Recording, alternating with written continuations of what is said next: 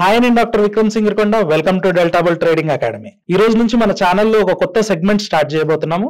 ఎవరైతే మన సబ్స్క్రైబర్స్ ఉంటారో, రెగ్యులర్ గా మన వీడియోస్ చూస్తూ డౌట్స్ ఉన్న వాళ్ళు కామెంట్ సెక్షన్ లో అడుగుతున్నారు, కానీ అన్నిటి డౌట్స్ కి మనం క్లారిఫై చేయడానికి అవ్వదు. కాబట్టి ఎవరైనా ఇంట్రెస్ట్ ఉండి డైరెక్ట్ గా నాతో కలిసి 1-on-1 కూర్చొని డౌట్స్ ని క్లియర్ చేసుకోవాలనుకునే వాళ్ళు రిక్వెస్ట్ చేస్తే వాళ్ళని ఎంపిక చేసుకొని మనం ఇక్కడ 1-on-1 చాట్ కూర్చొని వాళ్ళ డౌట్స్ ఏ ఉన్నాయి అనేది క్లియర్ గా మనం దాన్ని సాల్వ్ చేయడం జరుగుతుంది. సో ఈ రోజు మనకి ఫస్ట్ గెస్ట్ కిషోర్ గారు వచ్చారు. సో ఈయన మన ఛానల్ ని సబ్స్క్రైబ్ చేసుకొని చాలా నాళ్ళుగా ఫాలో అవుతున్నారు వీడియోస్. ఆయనకు కొన్ని డౌట్స్ ఉన్నాయి అని చెప్పారు.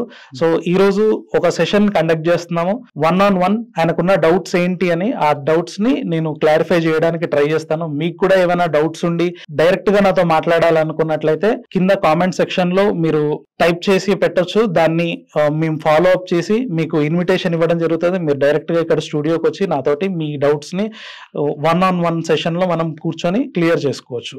కిషోర్ గారు చెప్పండి sir. Thank you sir, thank you for inviting me.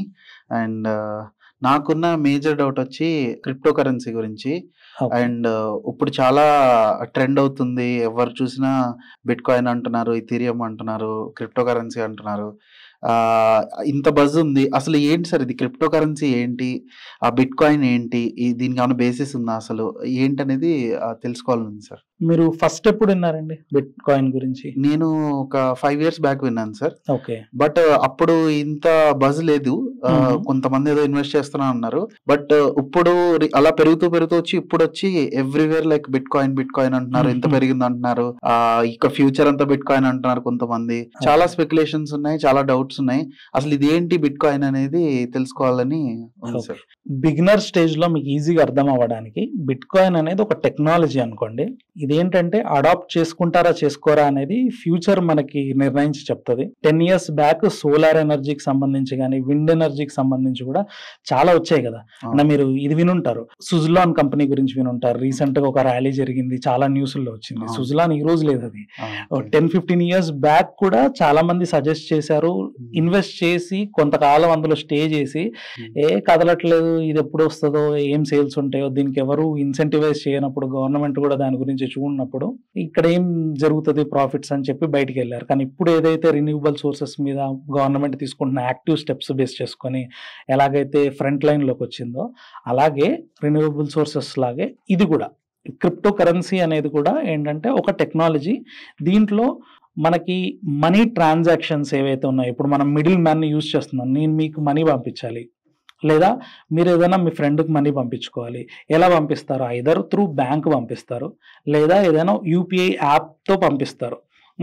So అంటే ఏంటి, మీ మనీని ఇంకొక థర్డ్ పర్సన్ ద్వారా పంపిస్తున్నారు. డైరెక్ట్ తీసి పాకెట్లో నుంచి మీరు ఇవ్వట్లేదు కదా. సో మీరు డైరెక్ట్ పాకెట్లో నుంచి తీసి చేతిలోకి హార్డ్ క్యాష్ ఇవ్వాలి అంటే ఆ మనిషి దగ్గర ఉండాలి. మీరు ఎక్కడో ఫారిన్ లో ఉన్న ఫ్రెండ్కి ఇద్దాం అనుకుంటున్నారు క్యాష్. సో చేతిలో నుంచి తీసుకెళ్ళి తనకి ఇవ్వాలంటే టైం, ఎనర్జీ అండ్ దానికి కూడా ఎక్స్ట్రా మనీ స్పెండ్ చేయాలి. లేదు నేను మనీ ఆర్డర్ చేస్తాను దూరంలో ఉన్న రిలేటివ్కి అంటే అక్కడ కూడా మీరు పోస్టల్ సర్వీస్ వాడుకుంటున్నారు. సో ఇలా డిఫరెంట్ మిడిల్ మ్యాన్ ఉంటే తప్ప మీ కరెన్సీ అనేది ట్రాన్సాక్షన్ అవ్వదు. సరే, మిడిల్ మ్యాన్ ఉంటే ప్రాబ్లం ఏంటి అంటే, ఇప్పుడు మీరు చూసుకున్నట్లయితే ఇప్పుడు మీ బ్యాంక్ అకౌంట్లో డబ్బులు ఉన్నాయండి, 1,00,000 ఉందో 10 లక్షలు సమ్ ఒక అమౌంట్ మీ బ్యాంక్ అకౌంట్లో ఉంది. సడన్ గా బ్యాంక్ లో ట్రాన్సాక్షన్ చేసేప్పుడు we cannot process your transaction due to KYC issues, లేదంటే సమ్ అన్ఆథరైజ్డ్ ట్రాన్సాక్షన్ అనిపిస్తుంది, మీ అకౌంట్ ని బ్లాక్ చేశాను అని ఉంది. మీరు ఏమైనా చేయగలరా? ఏం చేయాలి సార్, వెయిట్ చేయడం తప్ప. వెయిట్ చేయడము, వెళ్ళి మీరు మళ్ళీ ఎక్స్ప్లెనేషన్స్ ఇచ్చుకుంటారు డిఫరెంట్ మీ మనీయే. కానీ మీరు ఎప్పుడైతే థర్డ్ పార్టీని ఇన్వాల్వ్ చేస్తారో, రూల్స్ మీ మనీ అయినా కూడా దాన్ని ముట్టుకునే హక్కు కూడా ఎంత ఉండాలి అనేది కూడా డిఫైన్ చేయబడి ఉంటుంది. రోజుకి 10 లక్షలే ట్రాన్స్ఫర్ చేయొచ్చు అని కానీ, లేదా యూపీఐలో ₹1,00,000 చేయొచ్చు అని కానీ, లేదా ఒక పర్సన్ కి ఫస్ట్ ట్రాన్సాక్షన్ 2,500 చేయొచ్చు అని కానీ.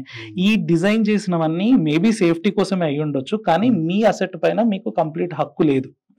సరే, ఇదంతా ఆర్గనైజ్డ్ ఉంది కదా, సో దానివల్ల కొంచెం ఇబ్బందులు ఉన్న ప్రాబ్లం లేదు అనుకుంటే మీ మనీ ఎలా యూజ్ అవుతుంది అనేది మీకు తెలియదు, ట్రాన్స్పరెన్సీ ఉండదు.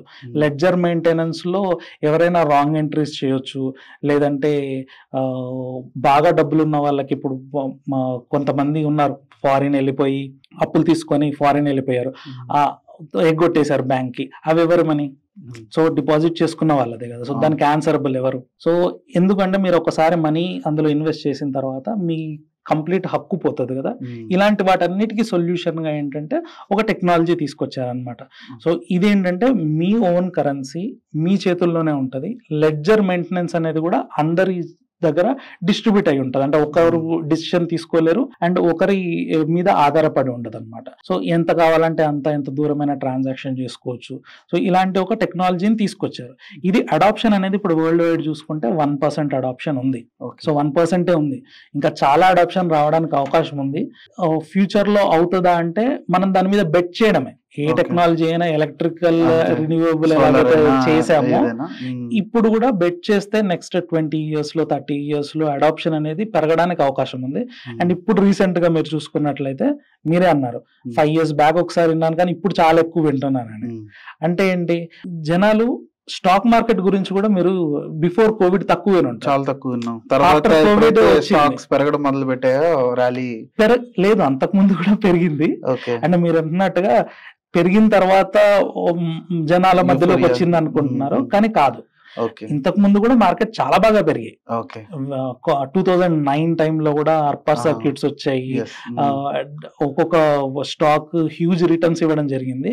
కానీ ఎక్స్పోజర్ అనేది నీడ్ లేనంత వరకు అడాప్ట్ చేసుకోరు.